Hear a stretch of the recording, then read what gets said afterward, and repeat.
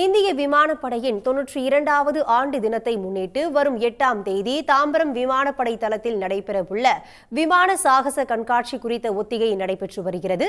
இதுபற்றி விரிவான தகவலை தர காத்திருக்கிறார் செய்தியாளர் பிரபாகரன். ஒத்திகை எந்த அளவுக்கு நடைபெற்றது, விவரங்கள் என்ன?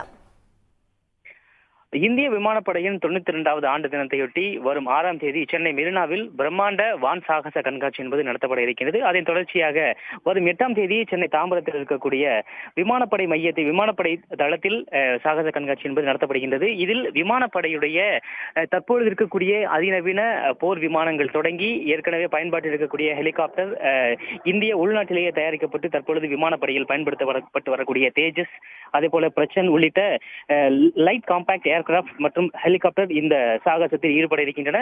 இந்திய வான்படையுடைய அந்த பலத்தை பறைசாற்றும் விதமாக இந்த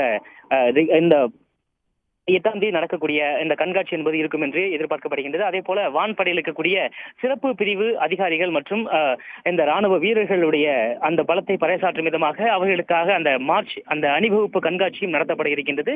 8ஆம் தேதி இந்த வான்படை தளத்தில் இருக்கக்கூடிய அதிகாரிகள் மற்றும் அவருடைய குடும்பத்தினர் மற்றும் சிறப்பு விருந்தினர்கள் இந்த நிகழ்ச்சியில் கலந்து கொள்ள இருக்கின்றார்கள். இதற்கான ஒத்திகை என்பது தற்பொழுது சென்னை தாம்பரத்தில் இருக்கக்கூடிய விமானப்படை தளத்தில் நடைபெற்று வருகின்றது. தற்பொழுது சூரிய கிரண் அந்த சிறப்பு அந்த வான்படை குழுவினுடைய சாகச நிகழ்ச்சி என்பது தற்பொழுது ஒத்திகை பார்க்கப்படுகின்றது. 8ஆம் தேதி நடைபெறக்கூடிய இந்த நிகழ்ச்சியில் கிட்டத்தட்ட ஒரு 30க்கும் மேற்பட்ட விமானங்கள் பறக்க விடப்பட இருக்கின்றன. அன்றைய தினம் நடைபெறக்கூடிய அந்த வான் சாகசங்கள் தொடர்பாக ஒத்திகை என்பது தற்பொழுது நடைபெற்று வருகிறது.